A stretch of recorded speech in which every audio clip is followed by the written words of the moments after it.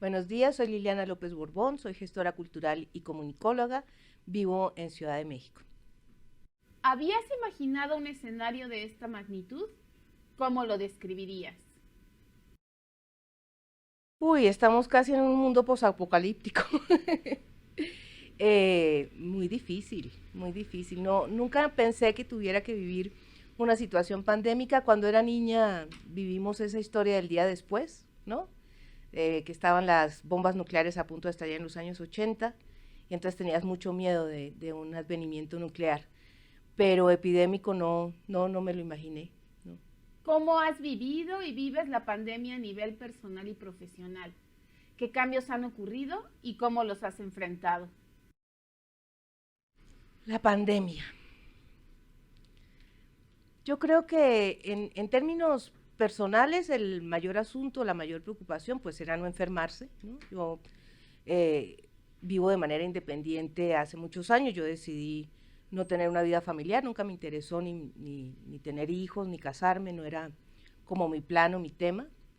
Entonces, claro, vives solo pero no aislado y de un momento a otro tienes que quedarte en casa, pasar todo el día aquí, cuando normalmente me la pasaba viajando de un lado a otro, haciendo seminarios, construyendo procesos de laboratorios de construcción de ciudadanía y gestión de lo cultural en el país. Entonces, muy difícil. Y luego, en el tema profesional, toda la planeación de proyectos que tenía para el año pasado y de seminarios fueron cancelados automáticamente en marzo. Entonces tuve que inventarme unas videoconferencias en línea y empezar a hacer un proceso de formación de manera independiente, que por fortuna salió bastante bien, y ya luego fueron apareciendo los proyectos, las mismas maestrías siguieron funcionando por fortuna. Entonces digamos que se sale adelante un poco con eso. En lo personal sí muy difícil, pasé tiempos complicados, digamos, en lo emocional y en lo físico, y aquí ya pues vacunada y saliendo más y desconfinando, ¿no? Desconfinando sin dejar de cuidarse. Hablando de impactos económicos, sociales, políticos y por supuesto culturales, ¿qué cambios a corto, mediano y largo plazo identificas para el sector cultural? A ver, cuando fuimos arrojados en la pantalla en el mes de marzo, uno de los temas que más me preocupó, digamos, fue que se organiza, digamos, se lanza toda la oferta cultural a lo digital, pero no se hace ningún tipo de planeación sobre eso. El mundo digital funciona muy distinto al mundo físico. Yo trabajo en Ciudadanía Digital hace más de 10 años y en formación en línea desde 2004. Y todos sabemos que el tiempo asincrónico es más importante que el tiempo sincrónico, que el tiempo sincrónico requiere, digamos, una planeación, ¿no? Entonces se lleva la economía de la cultura a cero, todo queda en ceros, porque todo lo hacen gratis, ¿no? Entonces, llevar la economía de la cultura a cero, no revisar cuáles son los lenguajes y la forma como las narraciones se tienen que construir. Puede que las narrativas sigan siendo las mismas, pero hay que construir narración digital. Luego tampoco conocen funcionamientos claves como, por ejemplo, que un joven está acostumbrado a TikTok, entonces ve todo en 17 segundos, ahora lo van a pasar a 3 minutos.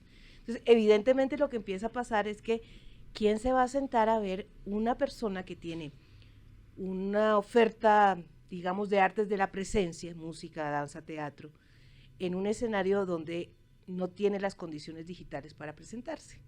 Y además se va a demorar 1 hora y lo va a hacer como en el mundo físico. Eso no funciona. Entonces, digamos, hubo muchas dificultades con eso. Me parece que luego el país se queda completamente quieto. Yo creo que no hemos tenido, para mi gusto, ¿no? Hay gente que puede tener otra historia, pero para mi gusto mayo del año pasado fue uno de los peores meses de la existencia mía y de la existencia de la humanidad, yo creo. Es una falta de visión de política pública en emergencia, no solamente en nuestro sector, pero evidentemente faltó. No bastaba con salir a hacer conferencias de prensa todos los días, no se hizo una campaña preventiva, hasta el día de hoy no hay una campaña preventiva para fortalecer el sistema inmunológico de las personas. Entonces, yo creo que se afronta la pandemia como en una reacción, hubiera parado el sistema educativo, por ejemplo, 15 días y hubiera tomado decisiones con expertos, no hubiera arrojado 8 horas de pantalla a los niños, eso no se hace, ni a los adolescentes, mucho menos. Y si así les pasó a ellos, pues imagínense lo que pasó con la oferta cultural de los estados, ¿no? Yo he tenido la experiencia con distintos y les he ido asesorando a algunos, porque claro, tú tienes un territorio físico, 10 centros culturales, 5 centros culturales, 4 museos, ¿no? Y tienes una oferta cultural, ahora súbela toda a un solo Facebook Live. Queda completamente atiborrado, apeñuscado, ¿no? Entonces, evidentemente, tienes que disminuir la oferta y por lo tanto tienes que disminuir la contratación y por lo tanto no puedes atender al sector como el sector está esperando desde lo público. Eso en el caso de las ciudades. De los estados ya es más complejo porque tenían más programación y tienen otro tipo de temas. Y ahora en lo federal, y entonces, como falta de política pública frente al tema, en el mediano plazo va a quedar todo híbrido, ¿no? Y algunos de los procesos se tendrán que repensar como oferta híbrida, ¿no? Varios centros culturales, no solamente en México, que ya empezaron a hacerlo, pero en Canadá, en Francia, en Estados Unidos, lo que hacen es llevar el grupo al centro cultural, tener una oferta con una paga un poco más alta en territorio, ¿no? Y lanzarlo en línea y cobrar también en línea una cuota menor por pantalla. De tal manera que se incentive lo híbrido y se mantenga, pero que las artes de la presencia tengan la suficiente posibilidad. Veo que los circuitos de literatura se han fortalecido y el sistema de museos y galerías se activará de manera restringida, pero se activará, ya el MUAC abrió, ya los museos están abriendo. Broadway no va a abrir este año sino hasta octubre, entonces, que es un medidor, ¿no? Uno tiene que tener ciertos como medidores para saber qué está pasando. Y en el largo plazo, a mí me sigue preocupando esta idea de que lo que se necesita son recursos y no políticas, ¿no? Y que el único recurso sigue siendo el económico cuando tener políticas claramente establecidas genera un uso efectivo de los recursos, pero tener recursos y desperdiciarlos, o tener menos, ¿no? Y como no lograr esta diferenciación entre política cultural pública y política laboral de los artistas y los gestores, son dos cosas distintas, ¿no? Y se confunden, ¿no? Creen que pedir políticas culturales es tener seguridad social, eso es una política laboral. Entonces creo que hay colectivos trabajando muy fuerte en esto, hay 3 grandísimos aquí en Ciudad de México, han estado hablando con Secretaría de Cultura, pero no pareciera que hay voluntad política de la Secretaría de Cultura para mirar el tema y que hay una prioridad que es Chapultepec, que me parece fuera de todo principio y de toda ética incluso, porque no se necesita esa intervención de esas dimensiones ni se necesita otro museo. Pero bueno, son decisiones que se toman y hay que seguir trabajando, ¿no? Yo me dedico a la construcción de ciudadanía, entonces yo sigo con mis circuitos y mis posibilidades, ¿no? No creo que enfrentarse a la institución y estar golpeando la institución sea ni lo más productivo ni lo que más se necesita. Necesitamos ejercer y construir espacios para los derechos culturales y ahí es donde yo creo que en mi largo plazo, por lo menos el mío, va a estar y va a seguir ahí. El espacio público es el lugar preponderante para la producción, interacción y recreación cultural. ¿Cómo ha afectado y afectará la pandemia al espacio público? ¿Qué escenarios imaginas? Realmente, voy a voltearlo, ¿no? Lo que hace un gestor cultural es construir tiempos y espacios públicos para las memorias, los patrimonios y la imaginación. Por lo tanto, no se necesitó tanta gestión cultural como ahora, y por lo tanto hay que pensar cómo construimos, no reconstruimos, no hay nueva normalidad, hay una realidad que está en curso, tendremos que hacernos responsables de volver a poner en valor toda la infraestructura cultural, hay que volver a pintar las casas de cultura, hay que volver a hacer los mapas, hay que volver a hacer toda la economía cultural y ponérsela a los ciudadanos de presente, a los ciudadanos, no a los turistas. No es un trabajo de turistificación del planeta, que es una de las cosas que más me preocupa, ¿no? Hay que reactivar el turismo, no, hay que lograr ciudadanías. Entonces, cuando nos planteamos el tema de construir tiempos y espacios públicos para los procesos culturales, también hay que pensarlos como espacios de cuidados. Y no solamente como espacios de cuidados en términos de lo psicológico o de la salud física, sino del bienestar en su conjunto, de la posibilidad de construir comunidades resilientes y comunidades sobre todo empáticas, ¿no? Entonces habrá que pensar otras estrategias, sumarnos desde otros campos, ¿no? Tanto el campo ambiental como el campo social, a estructurar espacios para la plenitud y el bienestar. Hay que ampliar la mirada mucho más allá del tema artístico y mucho más allá del tema patrimonial, ¿no? Hay que entrar a otros procesos para construir, ahí sí reconstruir, yo creo, lazos de convivencia, porque están muy lastimados, sobre todo porque cualquier otro me puede enfermar, ¿no? Incluso de mi propia familia. Entonces la confianza social está muy debilitada en este proceso y hay que trabajar mucho, hay que humanizar mucho los procesos. ¿El espacio privado se convertirá en el lugar para generar nuevas relaciones entre públicos y manifestaciones culturales? ¿Lo digital se impondrá a pesar de no ser accesible para toda la población? Yo creo que no es que se vaya a imponer. El mundo tuvo una revolución tecnológica hace 30 años, que duró, o sea, en 30 años cambiaron las formas de amar, de estar juntos, de construir economía, de vivir, etcétera, etcétera, mientras que la revolución agrícola duró 4 siglos, ¿no? Entonces, antes el mundo era online, offline con un apoyo digital. En todo caso, ya desde que existe el celular cargábamos todas nuestras relaciones familiares, personales y laborales en un aparatito de este tamaño, más el ingreso a todo el mundo. Lo que pasa es que no éramos conscientes de ello. El mundo no va a quedar estructurado en lo digital porque es imposible. Tenemos cuerpo físico, nos movemos con el cuerpo físico y la economía requiere de otro tipo de movilidad. El mundo va a quedar híbrido o mixto, como otras personas le llaman, yo prefiero la palabra hibridez. Algunas cosas serán necesariamente en vivo, otras cosas serán, digamos, estructuradas allí. No creo que haya que tomar una decisión entre lo uno y lo otro. El mundo se integra en algún momento y ya ya esa arquitectura fue hecha, digamos, eso ya se consolidó. ¿Se están creando nuevas formas y modelos de creación, producción, difusión y gestión entre audiencias y artistas, gestores y creadores? Si tú ya eras público, de estos que yo llamo aplaudidores, vas a seguir consumiendo. El problema es que el consumo no es suficiente. Consumir cultura ni te hace mejor persona, ni nada, digamos, ¿no? Por eso la visión del consumo no es de mi interés, por decirlo de alguna manera. Entonces, quien ya era público lo va a seguir siendo, quien no era, no hay forma de llegarle, y menos en brecha digital, y menos si no están conectados, y menos con 8 horas de pantalla de colegio, o 8 horas de pantalla de universidad, o 8 horas de pantalla de trabajo, que se están convirtiendo en 10. Es decir, las personas, al ser arrojadas a la pantalla, su nivel de intensidad con pantalla, si es que la tienen, es demasiado alto. Entonces no es fácil que alguien diga, oh, acabo de terminar de trabajar, quiero ver un músico en vivo. No, eso me parece que si no está construido no funciona. Por eso hablamos de la importancia de la construcción de ciudadanos digitales con interés por el tema de los procesos de significación, de los procesos simbólicos, pero que como estaban planteados antes, esta idea de que alguien se siente en una pantalla a mirar 1 hora de un concierto, tiene que querer mucho al músico, seguirlo desde hace mucho tiempo, conocerlo o ser su familia. Formas de comunicación y vinculación vislumbras para la formación de audiencias.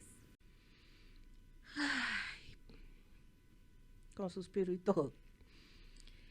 Es un proceso lento y otra vez hay que hacer política pública, ¿no? Hay que hacer una política pública de actualización del sector, en todas las estructuras, de todas las artes, de los cultores, de las memorias, de los patrimonios.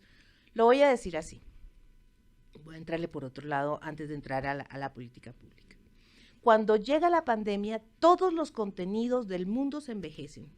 Wikipedia, para mi gusto, queda del tamaño de la Larousse, esa vieja que tenían nuestros abuelos, ¿no? Y evidentemente entonces tenemos un trabajo urgente para actualizar las formas de la memoria, las formas para conocer los patrimonios, las formas como contamos los museos, la infraestructura cultural, las casas de cultura, o sea, la forma como el sector, que ya incluso en siglo XXI sigue siendo decimonónico porque habla de disciplinas artísticas, en el siglo XXI hablando de disciplinas artísticas, pues en un mundo digital se envejeció. Entonces hay que hacer política pública para actualizarnos. Sí, hay un sector de la población del país que está desconectado, estamos de acuerdo, y a ellos habrá que seguirles trabajando presencialmente como se pueda, porque además están también en zonas rurales, muy apartados, ¿no? Hay una serie de características de esa brecha digital. Pero lograr ser visto, escuchado con una propuesta creativa. En el mundo digital existe una formación que hay que sentarse y hacer la línea de acción completa de comunicación digital dentro del área, yo creo que de Secretaría Federal de Cultura, y empezar a actualizar al sector para que pueda contar no solamente con herramientas tecnológicas, porque es que a mí me dicen, ay maestra, pero que ¿con qué programa trabajo? No, tutoriales hay en YouTube, pero comprender las dinámicas digitales implica análisis, ¿no? Entonces, hay que hacer el trabajo fuerte y yo creo que para actualizar un sector que además se ha quedado con las viejas formas de cultura de los años 50, 60, donde espera que el Estado le dé absolutamente todo y le ha costado actualizarse, claro, en un mundo precario, nadie está diciendo que el sector no está precarizado, pero que nos ha costado actualizarnos, ¿no? Yo siento que quieren mantener los circuitos como estaban en el siglo pasado, cuando el Estado era protagonista y el Estado ya no es el protagonista.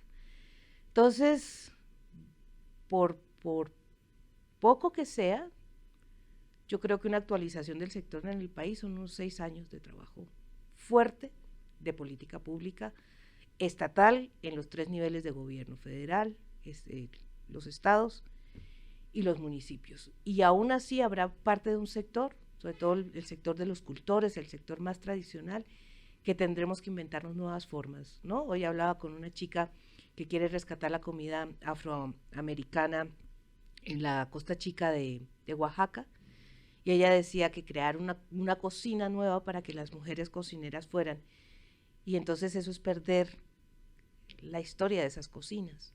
Habría que aprender a filmar esas cocinas, habría que aprender a volver esas cocinas un producto digital y a esas mujeres con habilidades digitales para poder contar su historia. Entonces, por eso insisto, nunca se necesitó tanta gestión cultural como ahora, porque si se nos envejecieron las narraciones hay que volverlas a hacer y hay que reconstruir narrativas y hay que entrarle a los canales digitales.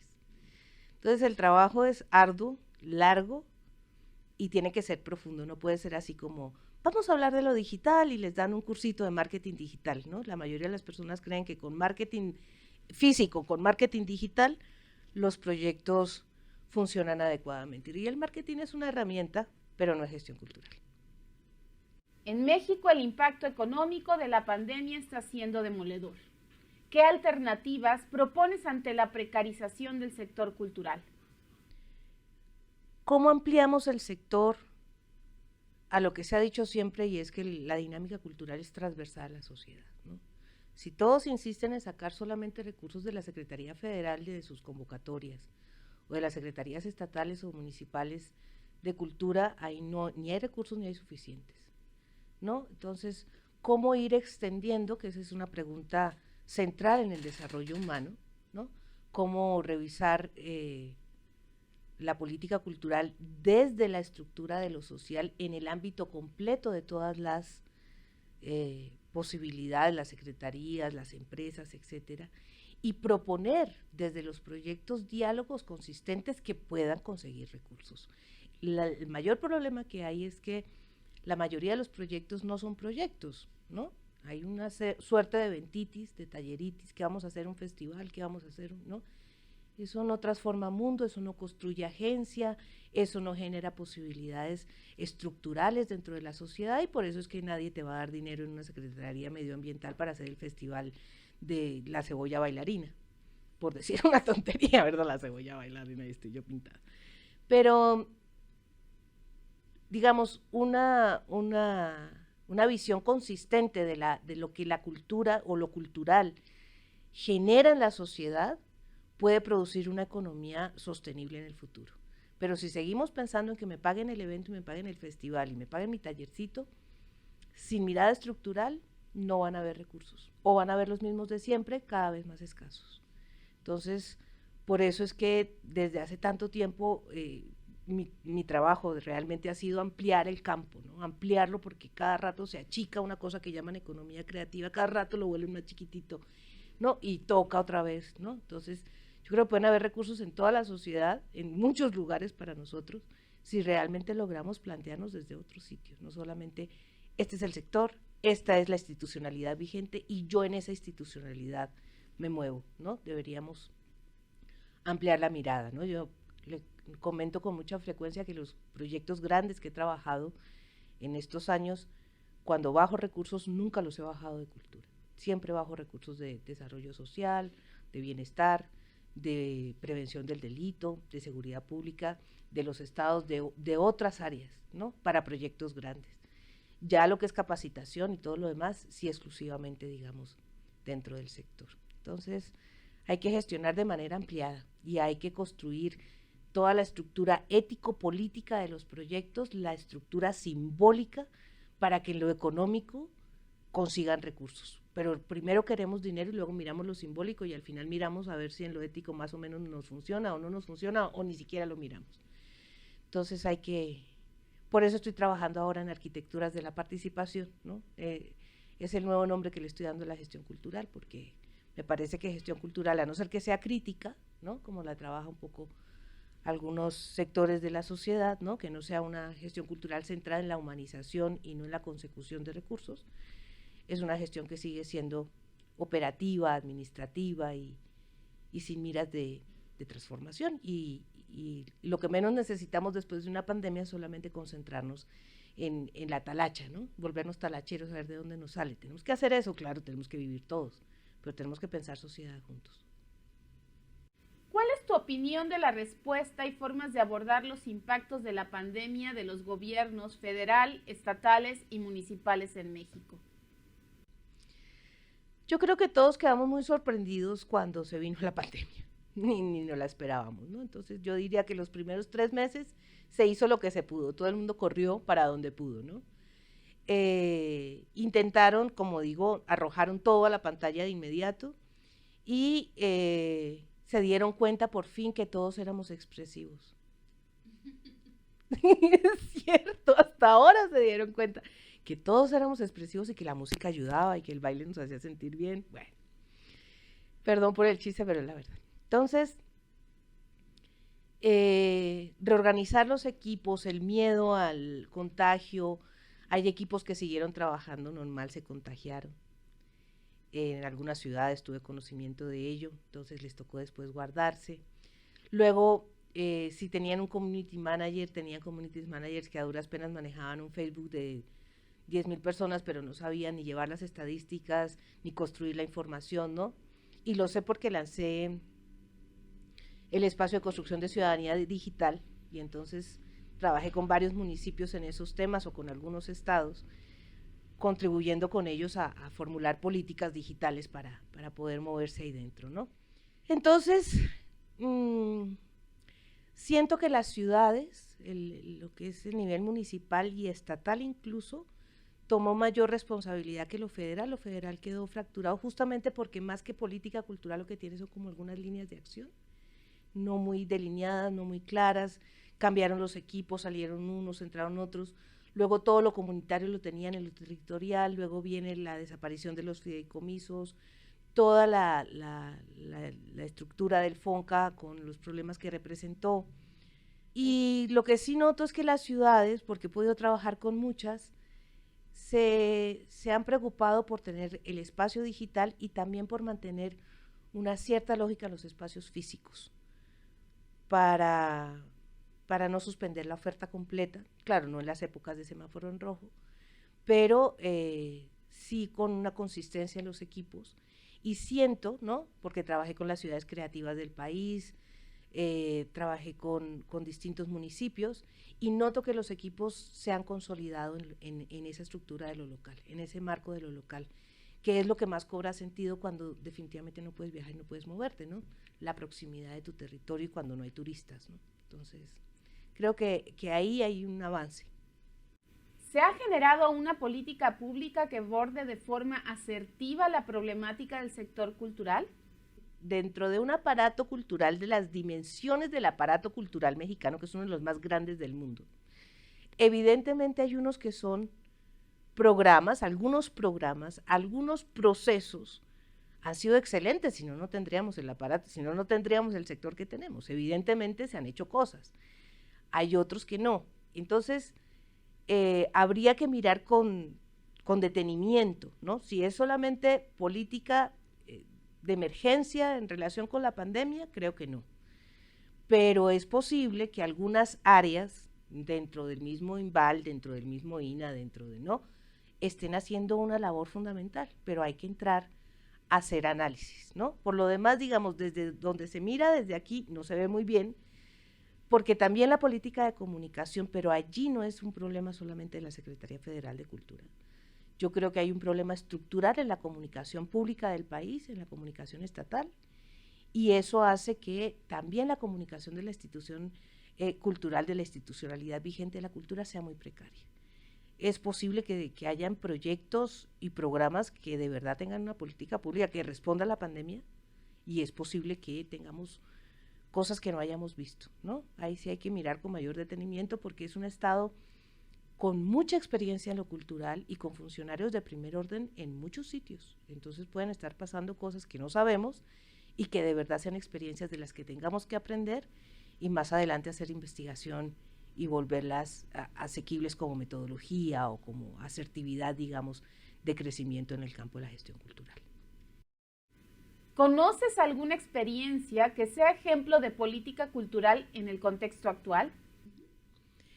Salvo la política del Brasil que logra aprobarse en la Cámara de Diputados para darle una partida de sostenibilidad a los artistas de todo el país a través de ellos. Cuando llega Bolsonaro acaba el Ministerio de Cultura, hoy en día es un viceministerio dentro de Educación, pero creo que es el único país que logra aprobar una partida suficiente. Por lo demás, la crisis es inaudita, en París, en Nueva York, en Londres, en Moscú, en Buenos Aires, en Sudáfrica, en donde quiera.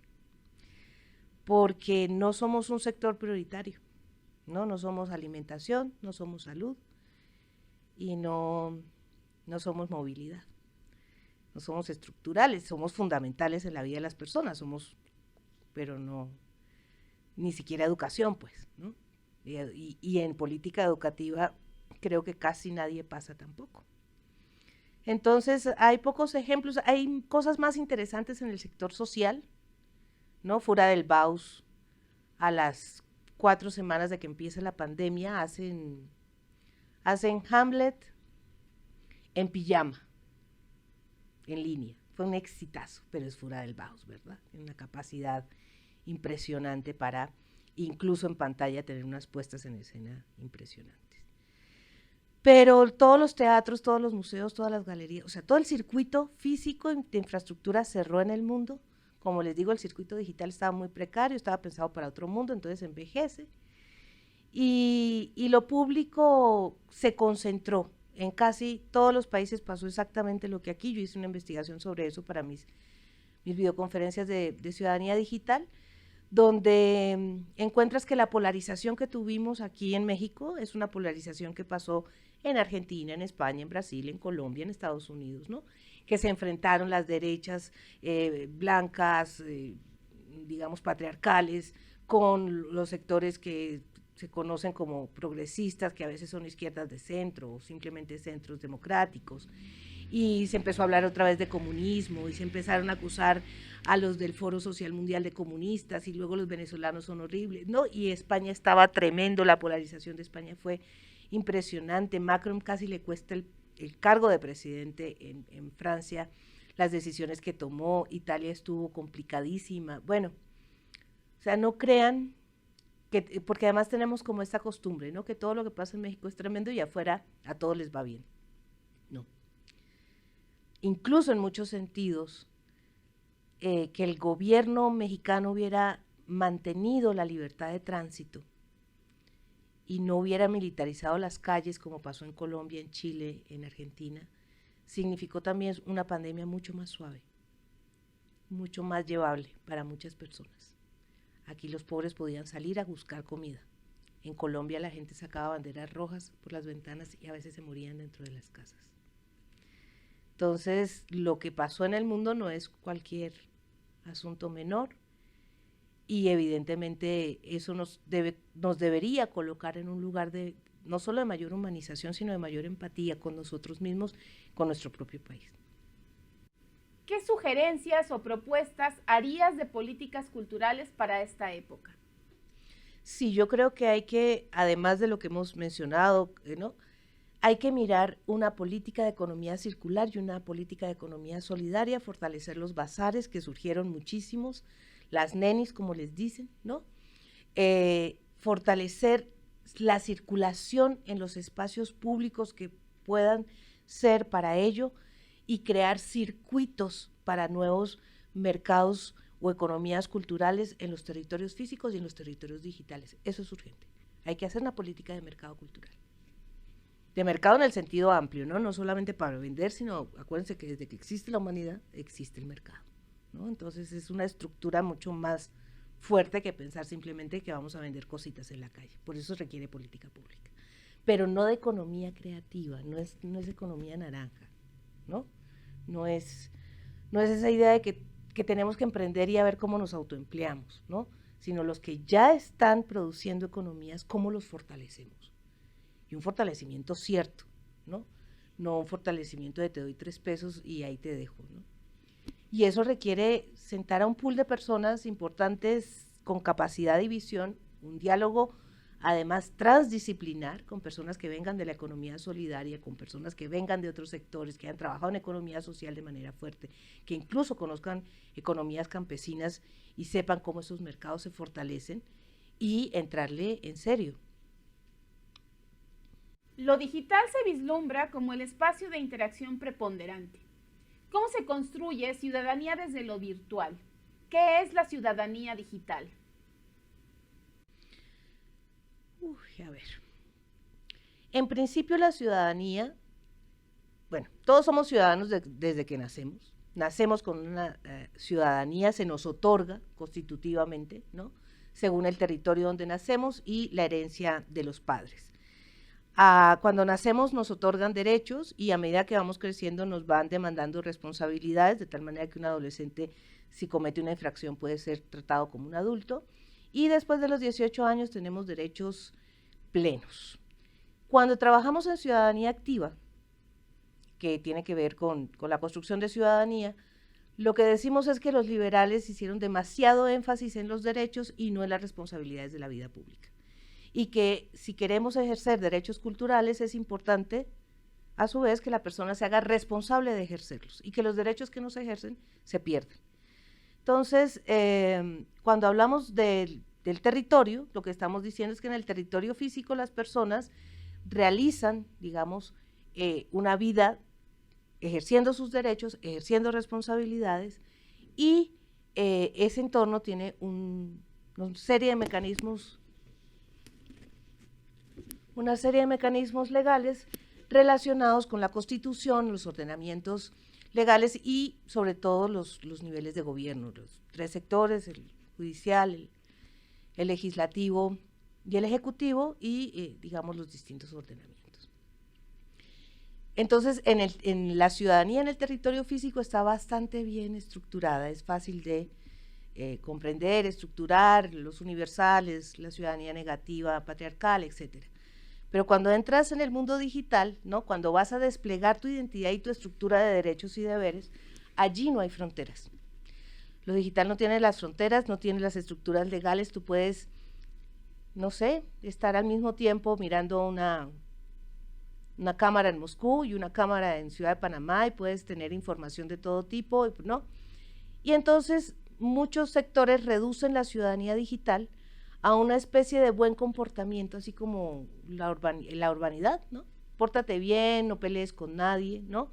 Pero realmente construir entornos digitales para el diálogo implica conocer actores, revisar actores y no solamente pensar que la plataforma te da la posibilidad, ¿no? Por eso les decía que el trabajo asincrónico es más interesante y es mucho más fuerte que el trabajo sincrónico, es decir, no tiene sentido que nos sentemos 4 personas en una pantalla a discutir un proyecto. Pensemos el proyecto por aparte, pongámonos tareas, reunámonos media hora y construyamos juntos. Esas habilidades digitales, muchas personas no las tienen. Y la simultaneidad que exige lo digital hace que las personas tengan que aprender a trabajar en 10 canales distintos de manera diferente. Y entonces termina dispersándose mucho. Por lo mismo, cuando una persona, bueno, a mí no me gusta la idea de nativos digitales, es una idea que no me suena mucho, pero sí es importante que los niños, los jóvenes, los adultos y los adultos mayores tengan habilidades digitales para ejercer sus derechos. ¿Derechos a qué? Todos los mismos derechos, ¿no?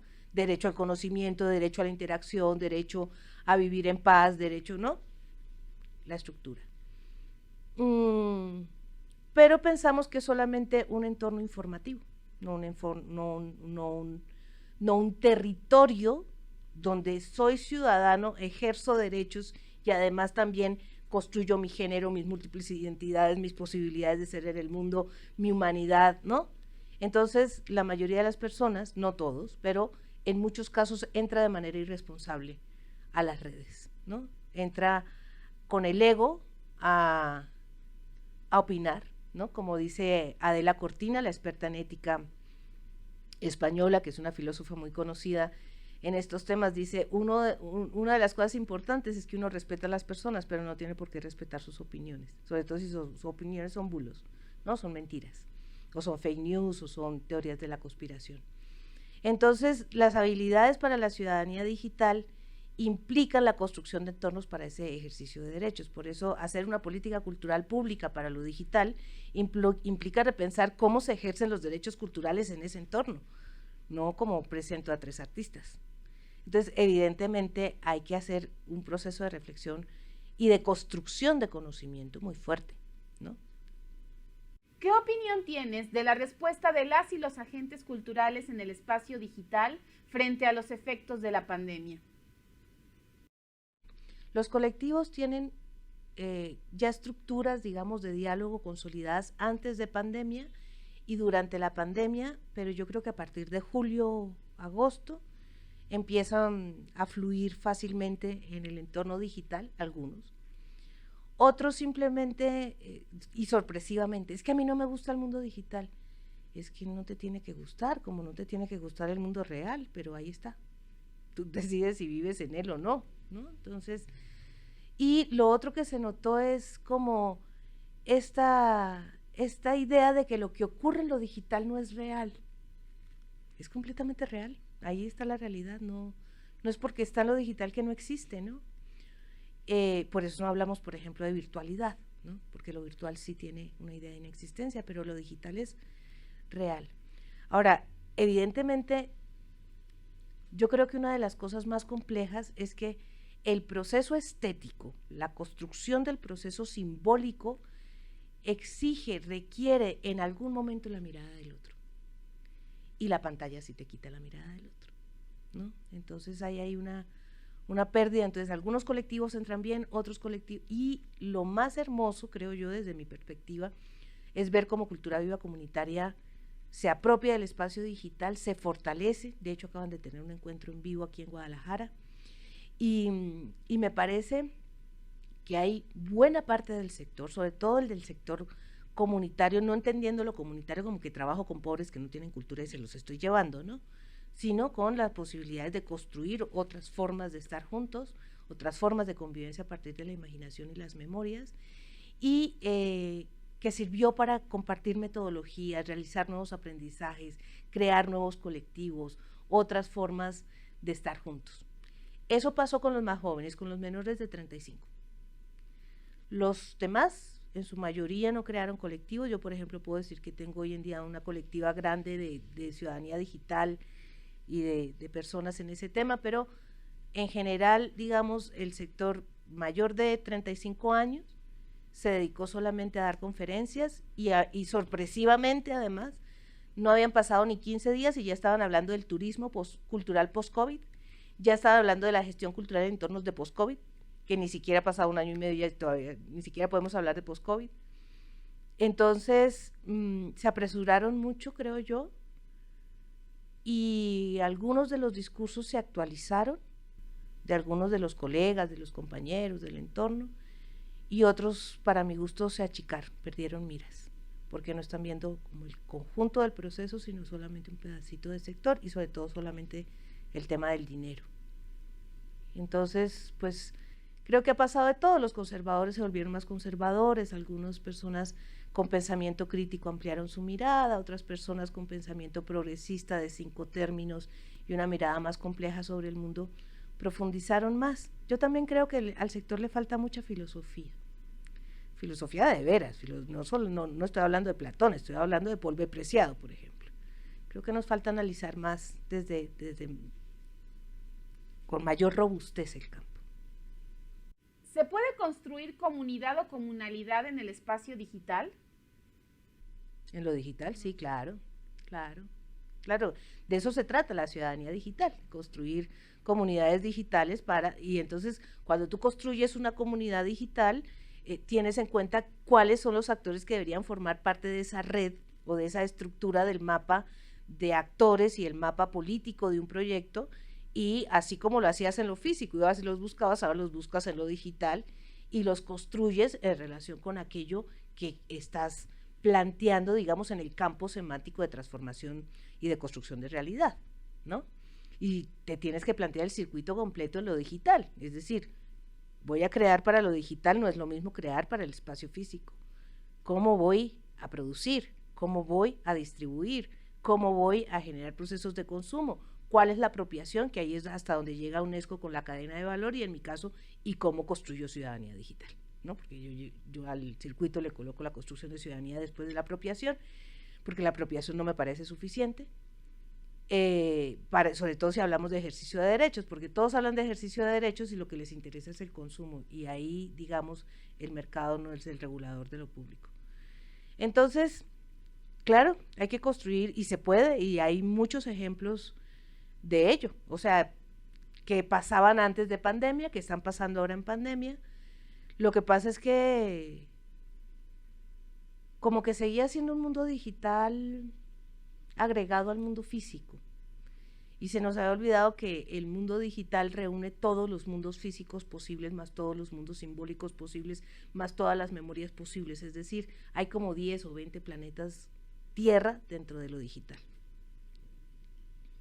¿Cómo imaginas la participación ciudadana del sector cultural en el espacio digital?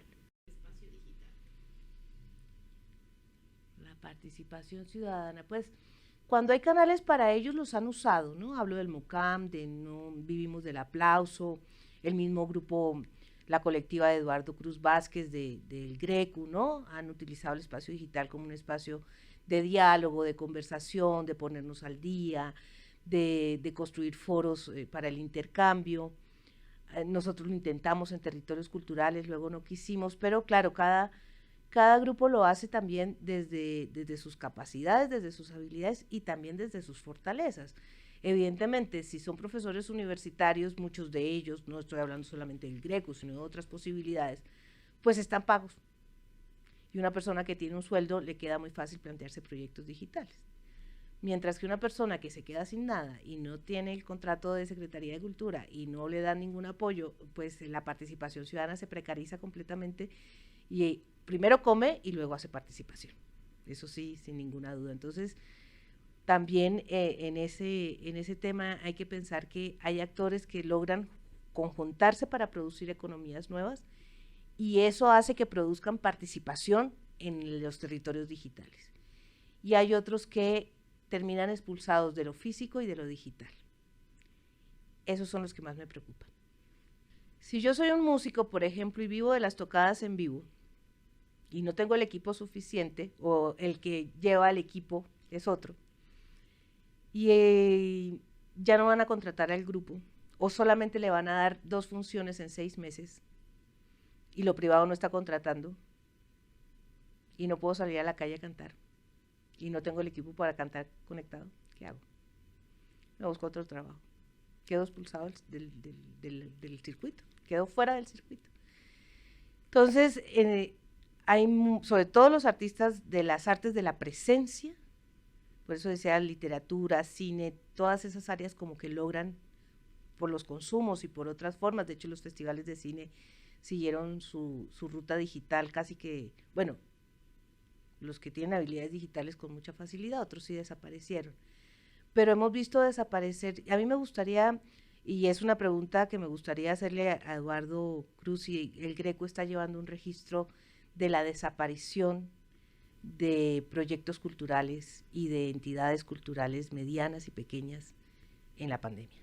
Yo he visto cerrar cientos de revistas, cientos de proyectos, ustedes mismos con la imprenta, es decir, he visto cómo los proyectos pequeños desaparecieron. Entonces te quedas sin vida digital y sin vida física y buscando en cualquier lugar cómo sobrevivir. Eso también habrá que mirarlo, ¿no? Cómo un sector, una parte del sector se fortalece, pero otra parte del sector se debilita e incluso desaparecen entidades, emprendimientos, pequeños colectivos del territorio cultural.